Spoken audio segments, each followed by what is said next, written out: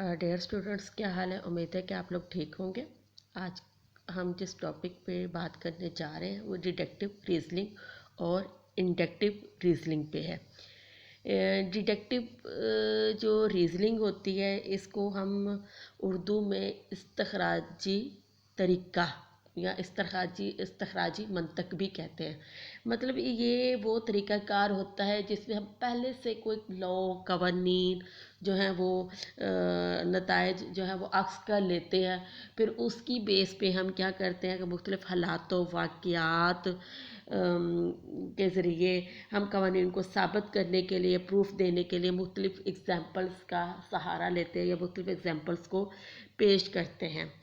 तो deductive reasoning के बारे में मैं आपको बताती चली जाऊँ कि ये एक ऐसा मेथड या एक ऐसी रीजनिंग है या एक ऐसा मंतिक है जिसके बारे में हम ये करते हैं कि पहले हम नताइज अक्स कर लेते हैं और उसके बाद हम उन नताइज को या उन रूल्स को या उन कवानीन को साबित करने के लिए हम मिसालों के ज़रिए उसको प्रूफ करते हैं, मिसालों के ज़रिए बयान करते हैं और बताते हैं। तो इसको कहते हैं इस्तिखराजी तरीका यानी डिडक्टिव मेथड या डिडक्टिव रीजनिंग। तो और इस्तिकरारी तरीका यानी इंडक्टिव मेथड जो है ना वो इससे बिल्कुल उल्ट है। ठीक है, मैं आपको ये चीज़ क्लियर करती चलूँ कि वो इससे उल्ट है। उसमें क्या किया जाता है, इंडक्टिव मेथड में किसी भी मौजू या किसी भी चीज़ से मुतल्लिक हम पहले एग्जांपल्स पेश करते हैं और एग्जांपल पेश करने के बाद तुलबा जो है इन मिसालों से नताइज और कवानीन अक्स करते हैं। जब इन मिसालों की मदद से नताइज अक्स किए जाते हैं ना तो उसको इस्तिकरारी रीजनिंग यानी इंडक्टिव मेथड कहा जाता है। मतलब ये दोनों एक दूसरे के ऑपोजिट हैं। यानी डिडक्टिव मेथड में हमने नताइज से मिसालों की तरफ आना है और इंडक्टिव मेथड में हमने मिसालों से नताइज की तरफ आना है।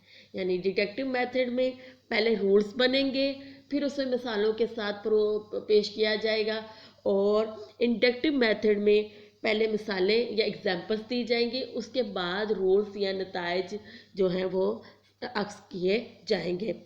तो ये जो मटेरियल है इसके अकॉर्डिंग टू देखते हैं कि डिडक्टिव रीजनिंग होती क्या है। असल में students, the deductive reasoning process being with thinkers identifying a concept or generalization, define it and then classifying particular related example and non-examples. In other words, the deductive process or sequence involve framing a concept or generalization and then identifying a number of example and non-example to verify and support it.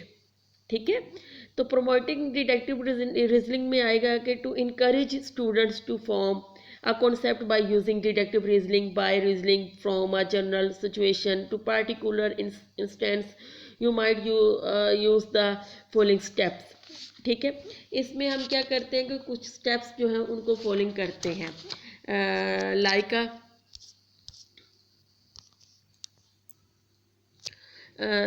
जैसे कि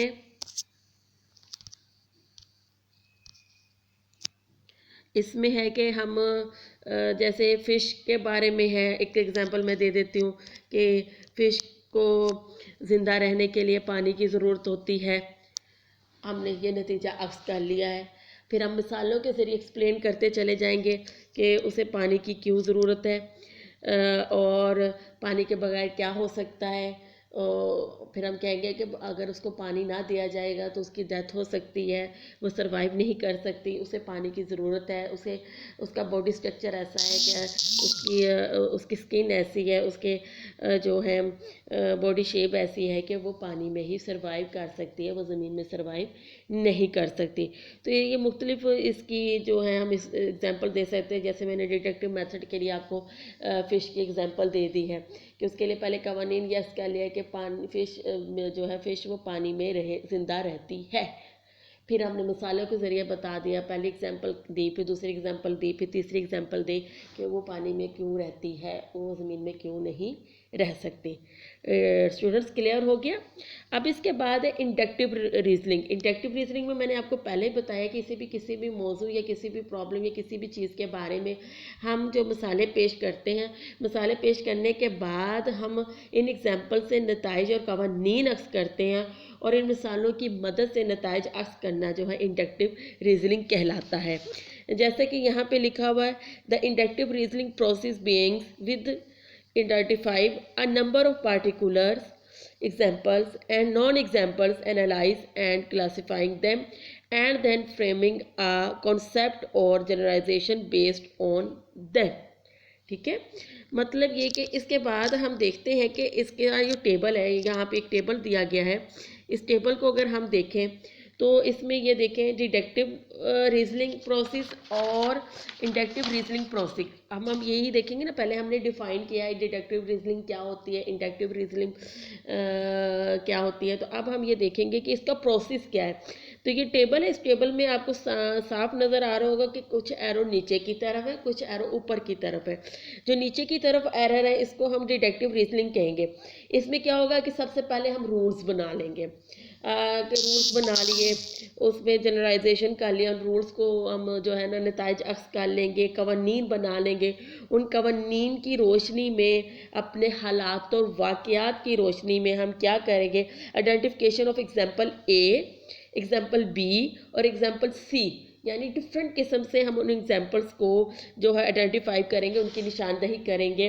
उन कवानीन को साबित करने के लिए हम जो है मुख्तलिफ एग्जाम्पल्स देंगे। अगर एक एग्जाम्पल से उनको समझ नहीं आएगी तो दूसरी एग्जाम्पल देंगे, दूसरे एग्जाम्पल से नहीं आएगी तो तीसरी एग्जाम्पल देंगे। हम उनको बयान करते चले जाएंगे। तो कुरान पाक का भी तरीक़ेकार ऐसा ही है ना। जैसे अगर हम आयतुल कुर्सी का तर्जुमा देख लें तो उसमें भी इसी तरह बयान किया जाता है कि उसकी एक आयत है कि अल्लाह वो मबूद बरहक है कि उसे ना ऊँग आती है ना नींद आती है। मतलब ये कि उसमें पहले नताइज ऐसे कर ले कि अल्लाह ताला को ना नींद आती है ना ऊँग आती है। ठीक है, जो कुछ आसमानों में ज़मीन में सब कुछ उसी का है। ठीक है, तो मतलब ये कि उसमें पहले नताइज ऐसे कर लिए गए, फिर उसमें बता दिया गया कि लोग फिर भी सूरज को देख के, चाँद को देख के, ज़मीन को देख के, दरख्तों को देख के, अपने इर्द गिर्द के हालात वाक़ियात को देख के भी अकल नहीं लेते। तो उनका वजूद इस तरह मौजूद है, और वो वजूद बारी ताला हर जगह मौजूद है, चाहे वो अंधेरा है या दिन है या रात है, तो वो मौजूद है। मतलब ये कि उसमें पहले नताइज अक्स कर लिए गए, फिर उसके बाद कुरान पाक का भी बयान ऐसा है कि उसमें कुछ को इस तरह बयान किया गया है कि पहले नताइज बता दिए गए हैं, फिर हालात वाक़ियात के साथ हमें समझाने की कोशिश की गई है ताकि लोग उससे अकल हासिल कर सकें। फिर क्लासिफिकेशन ऑफ एग्जाम्पल्स, उसमें फिर हम एग्जाम्पल्स की क्लासिफिकेशन कर लेते हैं कि ये एग्जाम्पल किस लिहाज से है, ये एग्जाम्पल किस लिहाज से है। जैसे कि हम क्लासिफिकेशन अपनी स्टडीज़ की कर लेते हैं कि ये मिडल है, पहले प्राइमरी आएगा, फिर मिडल आएगा, फिर हाई आएगा, फिर इंटर आएगा, फिर डिग्री आएगा, फिर मास्टर्स आएगा।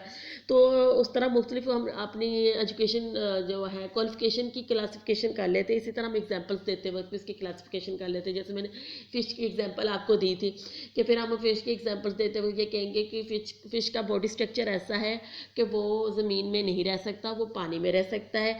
हम क्या करेंगे, एक फ़िश को पानी में रखेंगे, एक फ़िश को ज़मीन पर रखेंगे और बताएंगे कि उसके बाद हम नताइज अक्स कर लेंगे कि जो फ़िश पानी के अंदर है वो सर्वाइव कर रही है, जो फ़िश पानी के अंदर नहीं है, ज़मीन पे है, वो सर्वाइव नहीं कर रही। मतलब किस तरह उसकी क्लासिफिकेशन हो जाएगी।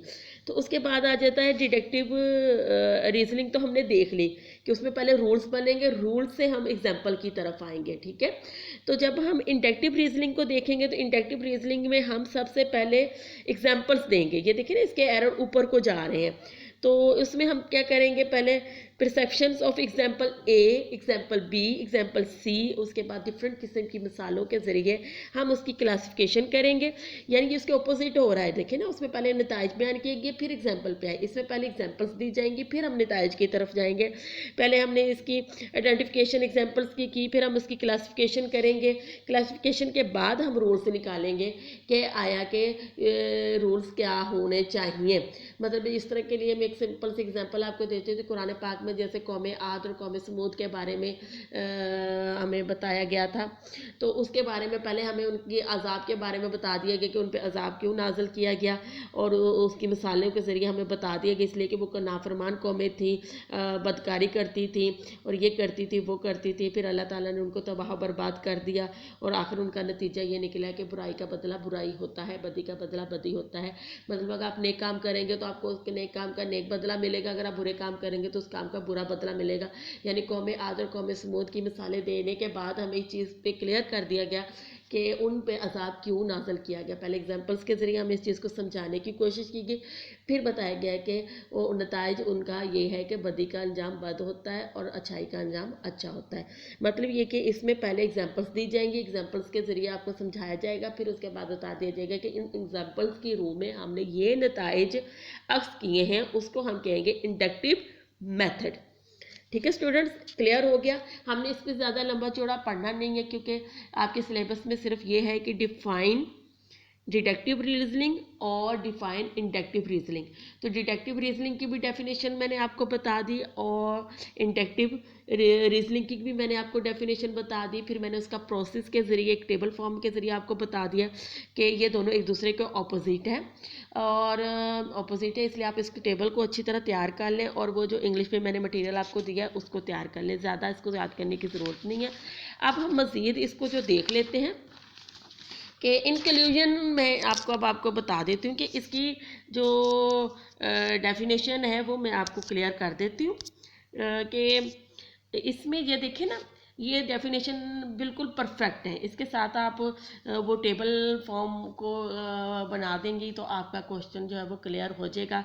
अगर पेपर में क्वेश्चन आ जाता है defined the deductive reasoning and defined the inductive reasoning, तो आपने उसमें ये वाले जो हैं मटेरियल में जो दिया हुआ है ये डेफिनेशन जो है ना आपने उसमें पुट कर देनी है। ठीक है, लिख देनी है या राइट कर देनी है।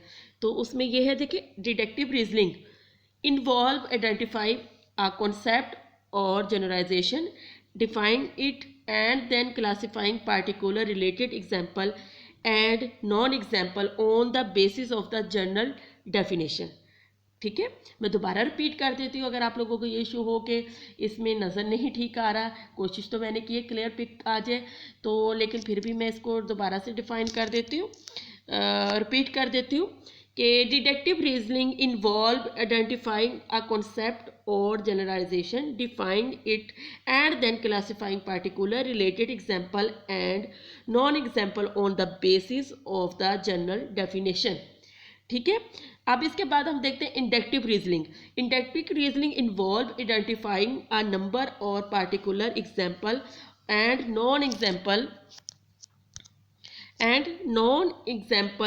And framing a concept or generalization based on them. Then again repeat, inductive reasoning involve identifying a number of particular example and non-example and framing a concept or generalization based on them. तो students in short में आपको ये बता दूं कि deductive method कवानीन और नताइज से मिसालों की तरफ आने को कहते हैं और इंडक्टिव मेथड मिसालों से नताइज की तरफ आना इंडक्टिव मेथड कहलाता है। Take care.